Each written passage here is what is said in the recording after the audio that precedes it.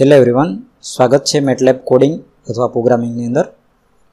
હવે આજે જોવાનું છે એ ABCD parameter of short, medium and long transmission line, કે એનું કોમ્પ્યુટિંગ કેવી રીતના કરી શકાય, કેવી રીતના ફાઇન્ડ કરી શકાય, તો એનું પ્રોગ્રામિંગ કરવાનું છે મેટલેબની અંદર. તો પ્રોગ્રામનું નામ છે MATLAB program for computing the ABCD parameter of short, medium and long transmission line. હવે સૌથી પહેલાં કઈ મેથડથી એનો યુઝ કરવાનો છે કે શોર્ટ, મીડિયમ અને લોંગ ટ્રાન્સમિશન લાઇનનું જે એબીસીડી પેરામીટર શોધવાના છે, કઈ મેથડ અને એનું આખું રફ વર્ક એક કાગળમાં આવવું જોઈએ, જેથી કરીને આ જે પ્રોગ્રામિંગ કરવાનું છે સરળતાથી થઈ શકે. તો હવે શરૂઆત કરીએ. અને આ જે આખો ટોપિક છે એ ઇલેક્ટ્રિકલ એન્જિનિયરિંગનો પાવર સિસ્ટમનો એક ભાગ છે, કે જેમાં આવે જ છે કે જ્યારે પણ ટ્રાન્સમિશન લાઇનનું ચેપ્ટર હશે તો એની અંદર શોર્ટ, મીડિયમ અને લોંગ ટ્રાન્સમિશન લાઇન આવશે જ. તો એની અંદર જે એબીસીડી પેરામીટર છે તો એ કેવી રીતના ફાઇન્ડ કરવાના, તો એ આ પ્રોગ્રામિંગમાં કરવાનું છે. તો શરૂઆત કરીએ કે આ પ્રોગ્રામ છે કે આપણે હવે પ્રોગ્રામિંગ કરવાનું છે. હવે શરૂઆત કરીએ તો સૌથી પહેલાં જે ડિસ્પ્લેમાં બતાવશું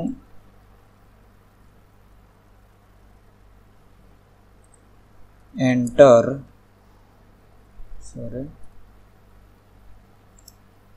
ડિસ્પ્લેમાં આવશે enter your choice.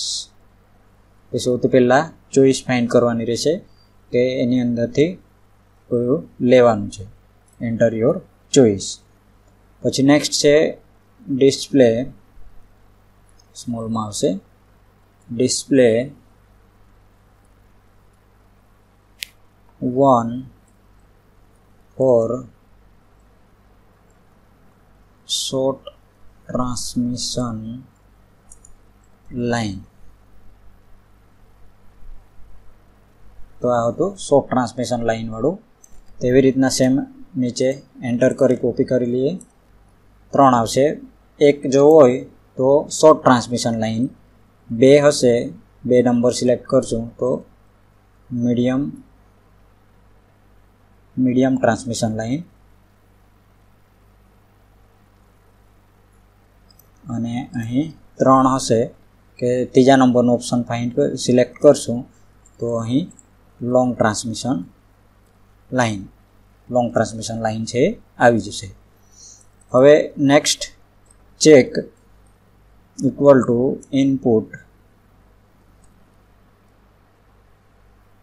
Check equal to કે હવે ઇનપુટ લેવાના છે તો એની અંદર કયા આવશે તો કે enter your choice, enter your choice કે ચેક કરવાનું છે. હવે એની અંદર આર ઇક્વલ ટુ શું લેવાનું છે એ કહી દઈએ કે આર, એલ, સી અને એફ આવશે. તો એના માટે કરી દઈએ આર ઇક્વલ ટુ કે ઇનપુટ, આર ઇક્વલ ટુ શું ઇનપુટ આવશે તો કે enter the line resistance in ohms, કે ઓહમ્સની અંદર કે આર જે હશે એ આર ઓહમ લઈ લેવાનું. તો અહીં લખી દેવાનું કે આર ઇક્વલ ટુ કેટલા હશે તો કે આર ઇક્વલ ટુ 30 ઓહમ હશે. જેથી કરીને આપણને જ્યારે રિઝલ્ટ લાવવાનું હશે તો ત્યારે પ્રોગ્રામિંગ કરવાનું ત્યારે રિઝલ્ટ આવશે ત્યારે ખબર પડી જશે. હવે નેક્સ્ટ છે કે એલ ઇક્વલ ટુ શું લેવાનું છે તો કે enter the line inductance in,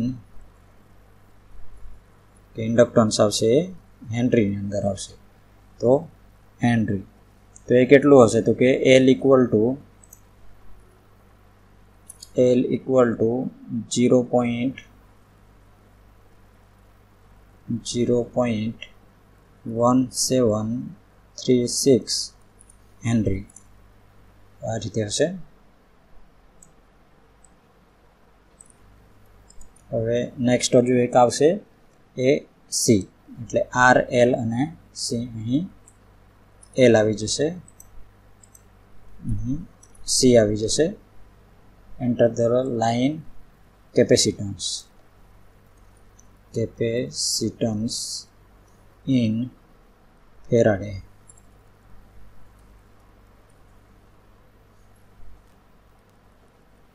એ કેટલું હશે તો કે સી ઇક્વલ ટુ 0 લઈ લેવાનું છે.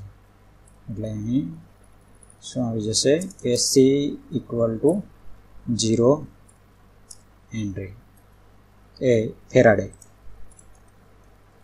0 ફેરાડે. હવે ફ્રીક્વન્સી એફ લેવાનું છે. તો કે ફ્રીક્વન્સી એફ કેટલું આવશે તો કોઈને બી એકને કોપી કરી લઈએ જેથી કરીને સરળતા રહેશે. કે F equal to frequency equal to small લઈ લઈએ ફ્રીક્વન્સી એફ. ઇનપુટ કેટલું આવશે તો કે એન્ટર ધ ફ્રીક્વન્સી.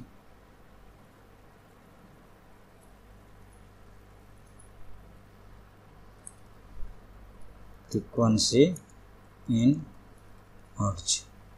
કેટલા ફ્રીક્વન્સી હશે તો કે એ હર્ટ્ઝમાં હશે. તો એ કેટલું હશે F equal to 50 hertz. F equal to 50 hertz લેવાનું થશે. હવે એના પછી ઇક્વેશન આવશે. ઇક્વેશનમાં પહેલું ઇક્વેશન છે x equal to 2 pi F L આવે. તો એક્સ ઇક્વલ ટુ આ સૂત્રો જ છે એના જે પાવર સિસ્ટમમાં આવે છે 2 pi into F into L, 2 pi F L. Z equal to R plus X into I. Y equal to I into 2 into pi into FC, F into C. એટલે હવે ઉપર જે આપેલું છે એના પ્રમાણે સેમ રહેવું જોઈએ, નહીં તો કોઈ ફરક પડી જશે તો અલગ થઈ જશે. તો એટલા માટે એના જેવું સેમ હોવું જરૂરી છે. હવે અહીંયાથી આ જે આગળનું હતું એ પ્રોગ્રામિંગ થઈ ગયું. હવે નેક્સ્ટ એમાં કેવી રીતના સિલેક્ટ કરવાનું છે તો એના માટે જોઈએ. તો અહીંથી શરૂઆત કરીએ કે પહેલો ઓપ્શન કે ઇફ ચેક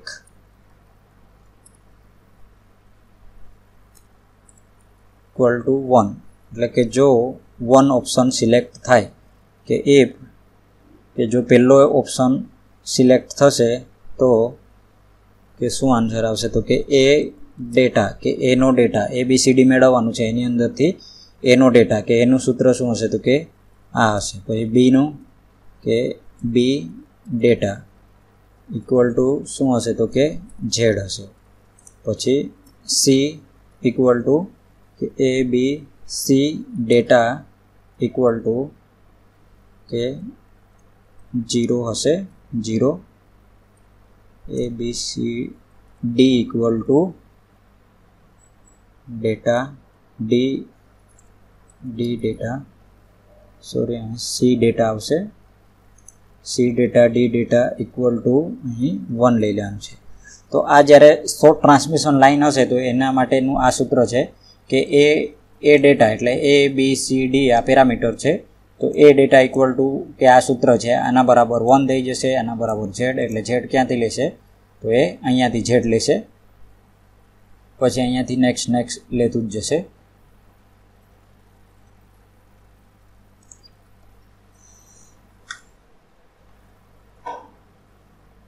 આ જે હતું ABCD ઇન કાર્ટેશિયન ફોર્મ હતું. હવે ડિસ્પ્લે શું કરવાનું છે તો કે શોર્ટ ટ્રાન્સમિશન લાઇન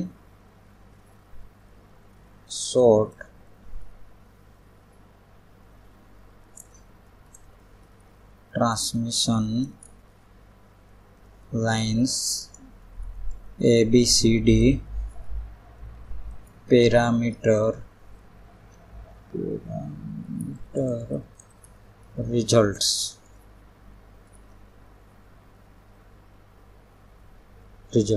તો કે રિઝલ્ટ શું હશે? તો કે રિઝલ્ટમાં રિઝલ્ટ ઇક્વલ ટુ તો કે શું આવશે? તો કે એ ડેટા પછી બી ડેટા પછી સી ડેટા ડી ડેટા, એટલે 4 રિઝલ્ટ આવી જશે એકસાથે અને કાઉન્સ પૂરો અને પછી રિઝલ્ટ આવી ગયા બાદ એન્ડ થઈ જશે, કે પ્રોગ્રામ છે એન્ડ થઈ જશે. એટલે ઇફ અને એન્ડ જો પહેલું ઓપ્શન સિલેક્ટ કરે તો અહીંથી સોરી આની આવે આ ઇફ જે આનો મતલબ શું કે ઇફ કે જો 1 સિલેક્ટ કરે તો આ પ્રોસેસ થઈ અને પછી ઓટોમેટિક એ એન્ડ થઈ જશે, કે આ રિઝલ્ટ આવી ગયા બાદ એ એન્ડ થઈ જશે. હવે બીજો ઓપ્શન કે ઇફ હવે આના જેવું સેમ આવશે એટલે આને કોપી કરી લઈએ કે બીજા માટે. જો ઇફ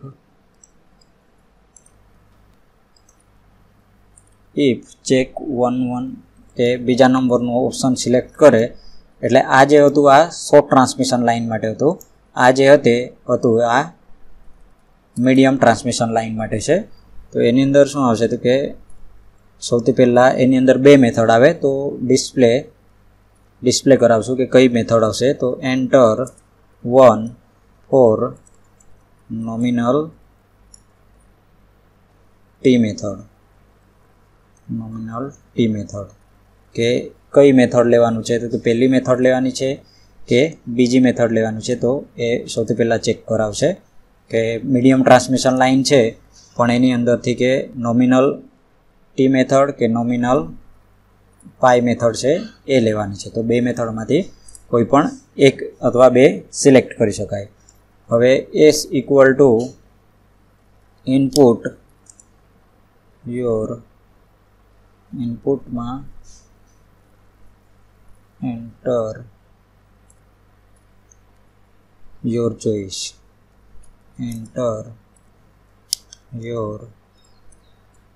ચોઈસ કે કઈ મેથડ એની અંદરથી લેવાનું છે, કે પહેલી લેવાની છે કે મેથડ કે એન્ટર આની અંદરથી કોઈ પણ મેથડ એ સિલેક્ટ કરવાની થશે, કે કોઈ પણ એક એન્ટર યોર ચોઈસ કે કોઈ પણ એક મેથડને સિલેક્ટ કરો. જો હવે એના પછી આવશે કે ઇફ હવે એસ સિલેક્ટ કરવાનું છે. એસની અંદરથી અહીં આપણે કેપિટલ એસ લીધો છે એટલા માટે કેપિટલ એસ લેવું પડે. જો 1 સિલેક્ટ કરવામાં આવે કે 1 સિલેક્ટ કરશે મતલબમાં આપેલી ચોઈસ છે ટી મેથડ એપ્લાય થઈ જશે, કે ત્યારે જો ટી મેથડ લેવામાં આવે તો ત્યારે કે એ બી સી અને ડીના ડેટા કયા આવશે? તો અહીંથી લઈ લઈએ અને એની અંદર જ ચેન્જ કરી દઈએ. તો કે એના ડેટા શું આવશે? તો કે 1 plus Y into Z by 2, કે આ ઇક્વેશન છે એના માટેનું, કે એ ડેટા મીડિયમ ટ્રાન્સમિશન લાઇનનું ટી મેથડ માટે. તો આ ઇક્વેશન હશે ABCDમાં એ માટે આ હશે, તો એટલા માટે આપણે આ લઈ લીધું. હવે બી ડેટા માટે હશે Z into 1 plus Y into Z કાઉન્સ પૂરો ભાગ્યા 4. તો એના માટેનું આ ઇક્વેશન હશે.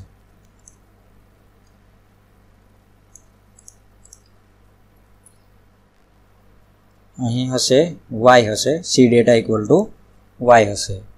ત્યારબાદ એના માટે D data equal to 1 plus Y into Z કાઉન્સ પૂરો ભાગ્યા 2 હશે.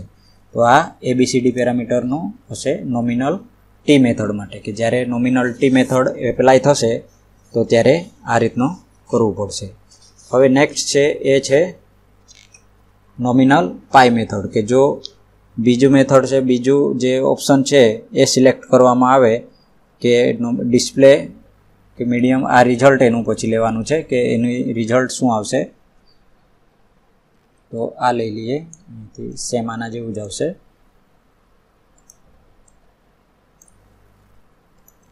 હવે રિઝલ્ટ અહીં આવી જશે મીડિયમ ટ્રાન્સમિશન લાઇન માટે. Medium transmission lines ABCD parameter result for, કે આ રિઝલ્ટ કયા માટે છે તો ટી મેથડ માટે. તો અહીં ટી મેથડ માટે આવી જશે. રિઝલ્ટમાં ABCD ડેટા જ હશે. હવે એન્ડ નથી કરવાનું પણ એલ્સ, એટલે ઇફ એલ્સ, કે જો આ નહીં તો એના પછી ઓટોમેટિક જે બીજો ઓપ્શન છે એપ્લાય થઈ જશે. તો અહીંથી ABCD પેરામીટર છે એને કોપી કરી લઈએ, કે ઇલ્સ એટલે મતલબમાં બીજો ઓપ્શન, કે જો આ નહીં તો ઓટોમેટિક કે એના સિવાયનું બીજો ઓપ્શન છે, કે જો બે અહીં પૂછશે પછી કે જો બે કરી દઈશું તો ઓટોમેટિક એન્ટર એ બદલાઈ જશે, કે ડેટા છે બદલાઈ જશે. હવે એના માટેનું કે જોઈ લઈએ ઇક્વેશન, કે 1 + y × z/2 સેમ છે. અહીં બી ડેટા છે એની અંદર z આવી જશે, y × 1 + yz/4. આ છે એ અહીંયા નીચે નીકળી જશે, અને અહીં છે y, અહીં y, એટલે બી ડેટા = y થઈ જશે, અને C data = z × 1 + y × z/4 થઈ જશે. પછી ડી ડેટા = 1 + y × z/2 થઈ જશે. હવે આના રિઝલ્ટ મેળવવાના હોય તો આના જેવું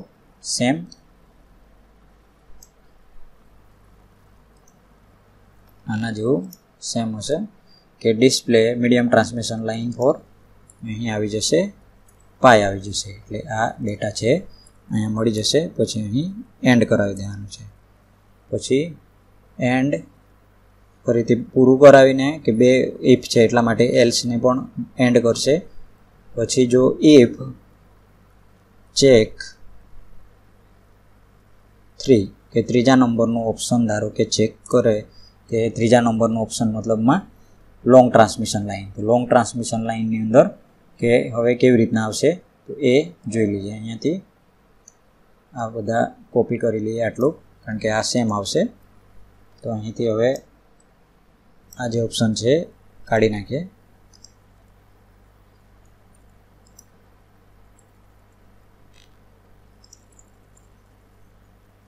અહીં આવી જશે લોંગ ટ્રાન્સમિશન લાઇન. હવે અહીં ABCD ના ઇક્વેશન લખી દઈએ. cos h પછી સ્ક્વેર રૂટ y × z. તો આ ઇક્વેશન અહીં પૂરું.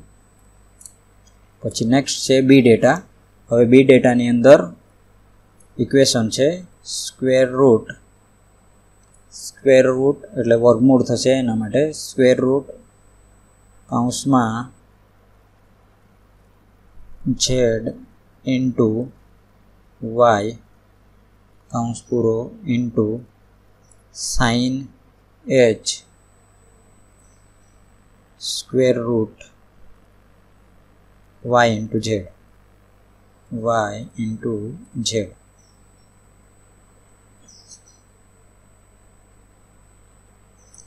આ ઇક્વેશન પૂરું. હવે સી ડેટા માટે તો કે સી ડેટા = આ સેમ છે, આ ભાગ્યા 1 થઈ જશે, એટલે આ આખા સૂત્ર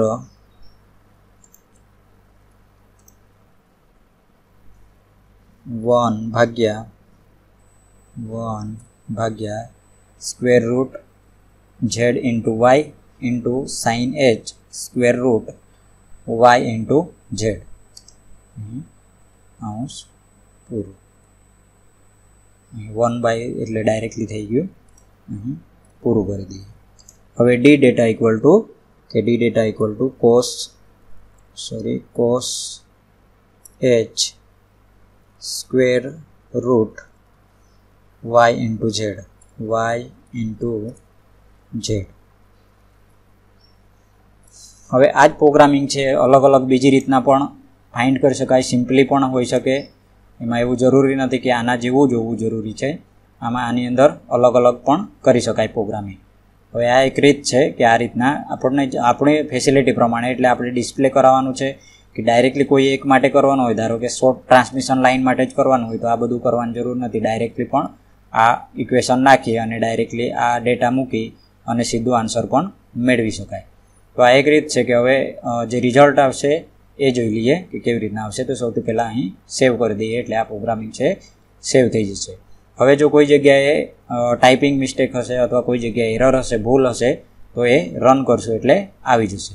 તો શરૂઆતમાં રન કરીએ તો રન કરતાં કે શું રિઝલ્ટ આવશે તો એ એક એક જોઈ લઈએ કે એમાં ક્યાં ક્યાં ચેન્જ આવશે તો એ પણ આપણે જોઈશું અને એરર શું આવે છે તો એ પણ જોઈશું. તો સૌથી પહેલાંમાં પહેલું ફર્સ્ટ છે એને રન કરીએ. અહીં એરર બતાવે છે એટલે કોઈ જગ્યાએ ભૂલ રહી ગઈ હશે. તો અહીં એક એરર છે ફાઇલ એબીસીડી પેરામીટર કે 33મી કોલમ અને 17મી કે અલમેલેસ છે. તો આના પર ક્લિક કરવાનું, એટલે ક્લિક કરવાનું એટલે કોઈ ભૂલ હશે તો એ બતાવી દેશે. તો અહીં એક કાઉન્સ રહી ગયેલું છે. તો ફરીથી હવે રન કરીએ. હવે બીજું છે 40મા નંબરનું 17 પર છે એટલે ત્યાં પણ એક કાઉન્સ રહી ગયું છે. તો આ બધી ભૂલો છે એ અહીંથી નીચે બતાવી દેશે કે શું ભૂલ છે, તો એ રહી ગયેલું હશે તો બતાવી દેશે અને એ સોલ્યુશન કરવાનું. પછી 46માં પણ એક કાઉન્સ રહી ગયેલું છે, તો બ્રેકેટ છે રહી ગયેલું છે.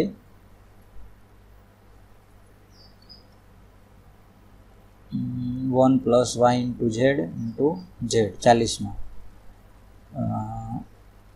બ્રેકેટ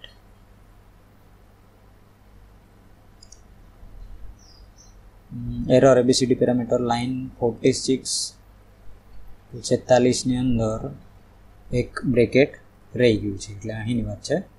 હવે એરર છે સોલ્વ થઈ ગઈ છે. હવે રન કરીએ.